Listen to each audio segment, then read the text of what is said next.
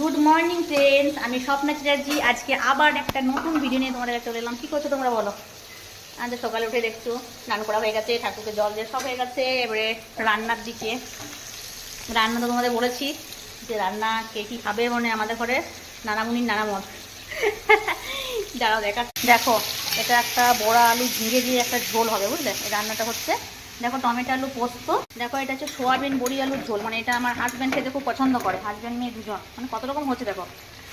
আমি করব মুসুরিটা ভিজিয়ে রেখেছি। এবার একটা কথা তোমাদের কাছে বলতে চাই, মুসুরিটা যদি দেখবে তোমাদের খুব এমার্জেন্সি হয়, যদি ভিজেতে মানে একটু দেরি হয়, লেট হয়, মানে মুসুরি ভিজতে তো টাইম লাগে, তারপরে তো এটাকে বাটবো মনে করো মিক্সিতে।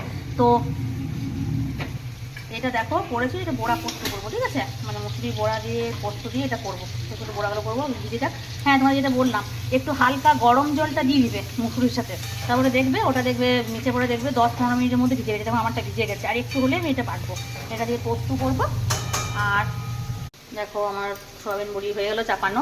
আমি দেখো ভাত হয়ে গেছে অলরেডি, এটাতে ফ্রাই প্যানটা গরম করতে দিয়েছি, মানে মাছ হবে।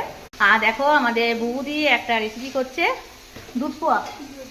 দুধ পোয়া করছে, তোমাদের পরে আমি বলবো কেন করছে না করছে, হয়তো তোমরা অনেকে বুঝতে পারছো, পরে বলবো, ঠিক আছে? দেখো দেখো দুধ পোয়া হচ্ছে, অলরেডি হয়ে গেছে অনেকগুলো।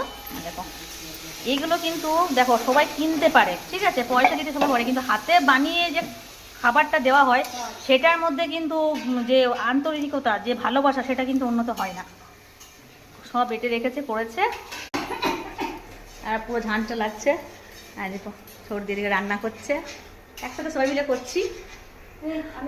আর দেখো আজকের ওয়েদার ঠিক আছে, ভালোই লাগছে। দেখো ওয়েদার,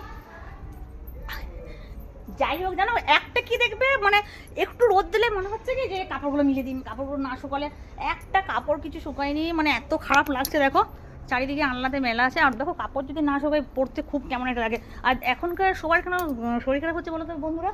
ওই ভেজা ভেজা থাকছে না, ভালো করে কাপড়গুলো শুকোচ্ছে না, ফ্যানের হয় কি কাপড় শুকোয়। দেখো তোমাদের কাছে সব রকম ভিডিও নিয়ে আমি আসবো, প্লিজ একটু সবাই পাশে থাকবে, যাতে আমরা সবাই মিলে একসাথে এগিয়ে যেতে পারি।